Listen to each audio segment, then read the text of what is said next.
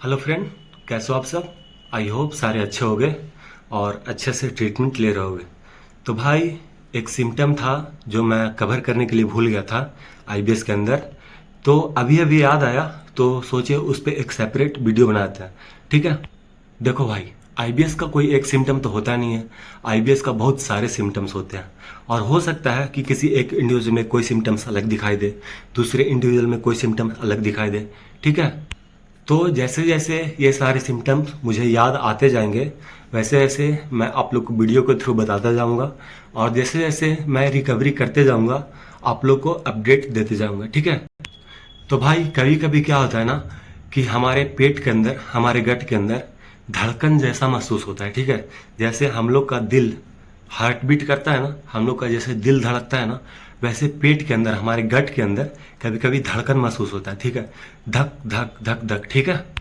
तो बहुत सारे लोग सोचने लग जाते हैं कि उनका नेवल डिस्प्लेसमेंट हो गया है। ठीक है।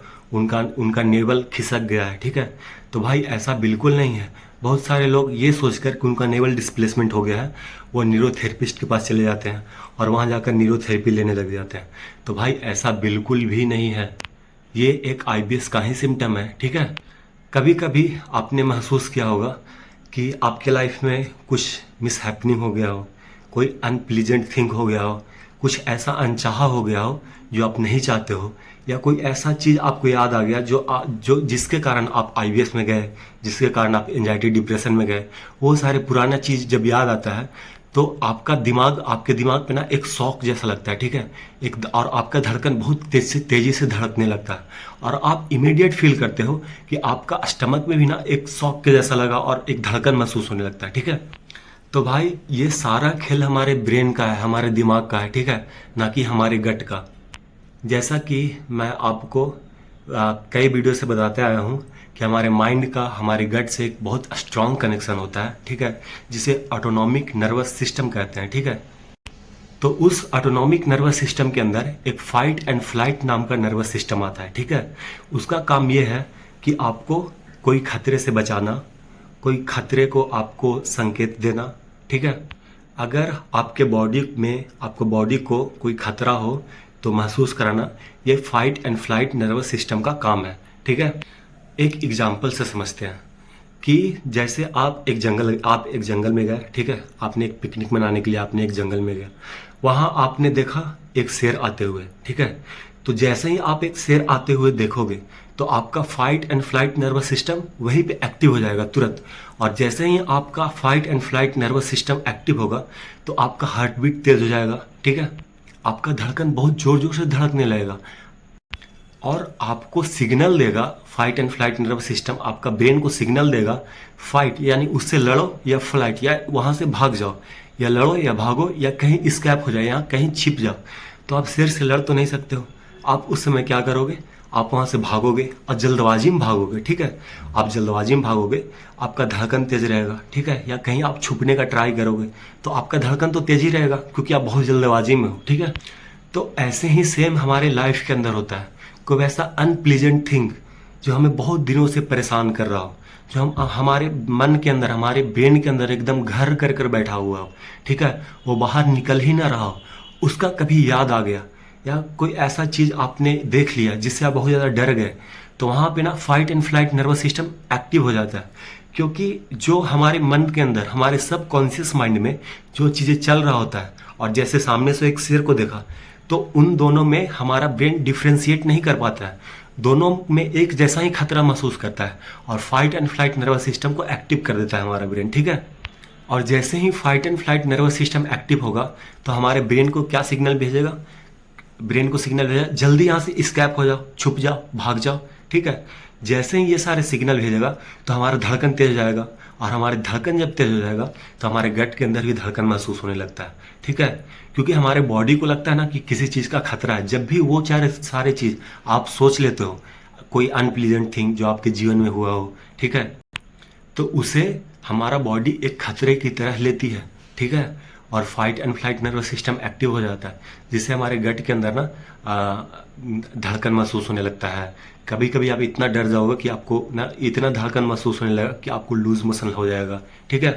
जैसे कभी कभी क्या होता है कि मैं मेरे पास मेरा फ़ोन नहीं है, ठीक है। मैं फ़ोन कहीं और भी रख दिया हूँ, कहीं और पे रख दिया हूँ, और मेरे घर से ना 4-5 मिस कॉल आ गया हो, मतलब 4-5 कॉल आ गया हो, और जैसे ही मैं फ़ोन को देखा कि अरे भाई 4 या 5 मिस कॉल, तो मैं डर जाता हूँ, बहुत ज़्यादा डर जाता हूँ। वहाँ पे ना मेरा fight and flight nervous system active हो जाता है, और मैं डर जाता हूँ, और मेरा ना धड़कन तेज़ हो जाता है, और धड़कन तेज़ हो जाता है, और उसी टाइम हमारे ब्रेन को ना एक शॉक की तरह लगता है, और ब्रेन सिग्नल भेजता है गट को, और वहीं पे ना गट में हमारे स्टमक में हार्ट बीट का सेंसेशन महसूस होने लगता है, ठीक है।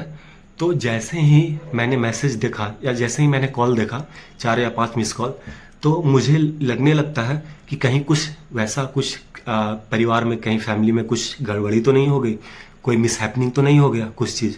तो ये जब भी मैं ऐसा सोच लेता हूँ, तो जब भी आपने भी फील किया होगा कि जब भी आप अनप्लीजेंट सोच लिए होते हो, जिसका आपने उपेक्षा नहीं किया हो, अचानक से हुआ होगा, तो आपके ना गट के अंदर धड़कन महसूस होने लगती है, ठीक है, धक धक जैसा। तो सामने से आने वाली घटना, सामने से आने वाली खतरे और सब कॉन्शियस माइंड में चल रही खतरे को हमारा बॉडी डिफ्रेंशिएट नहीं करता है।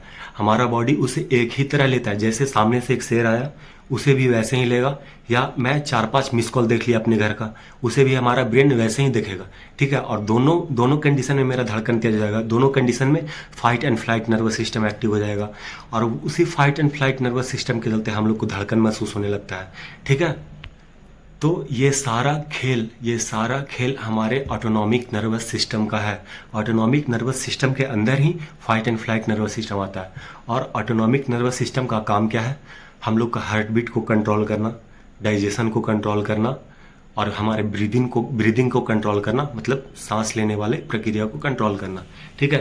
तो जैसे ही ये सारे system, autonomic nervous system active हो जाता है, तो हमें इन सारी चीज़ों देखने को मिलता है। जैसे आप बहुत ज़्यादा डर जाओगे, और आप जैसे ही डर जाओगे तो आपको धड़कन महसूस होने लगेगा, और धड़कन सिर्फ आपका दिल नहीं, आपका पेट में ही महसूस होने लगेगा, ठीक है। तो भाई ये सारा खेल हमारा नर्वस सिस्टम का है। तो जब भी अगर आपको ऐसा सिम्टम दिखाई दे, तो आप प्लीज़ एक साइकेट्रिस्ट से विजिट करो, क्योंकि आप बहुत ज़्यादा डर गए हो, आप बहुत ज़्यादा किसी चीज़ का आपने बहुत ज़्यादा टेंशन ले लिया, ठीक है। वो आपके सबकॉन्शियस माइंड में बैठ गया है, और जैसे ही आप उसके बारे में आप सोचते हो, आपका fight and flight nervous system active हो जाता है, क्योंकि हम लोग नर्वस सिस्टम को लगता है कि कहीं खतरा है, ठीक है। जब हम डरे हुए हैं किसी चीज़ को लेकर, तो वो खतरा ही तो समझेगा, क्या समझेगा उसको। तो जब भी ये सारे सिम्टम आपको दिखाई दे, तो आप प्लीज़ न्यूरोथेरेपी और इन सब चीज़ों में आप ना फंसो, आप एक साइकेट्रिस्ट से विजिट करो, और सारा अपना सिम्टम बताओ।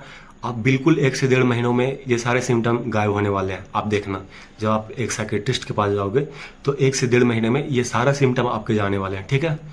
तो भाई बस यही आज का टॉपिक था, कि कैसे कोई अनप्लीजेंट थिंग हमारे जीवन में, कुछ मिस हैपनिंग, जो अनचाहा चीज़ जो हम नहीं चाहते हैं वो होता है, तो कैसे हम लोग का धड़कन तेज हो जाता है, और हम लोग अपने गट के अंदर, अपने पेट के अंदर भी धड़कन महसूस करने लगते हैं।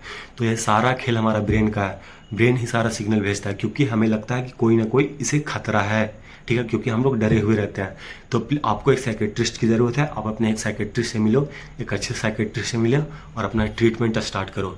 अब बिलीव मी, आप बहुत अच्छे हो जाओगे, ठीक है। आज के वीडियो में इतना ही, मिलते हैं किसी और वीडियो में, ठीक है। धन्यवाद तब तक के लिए, भाई।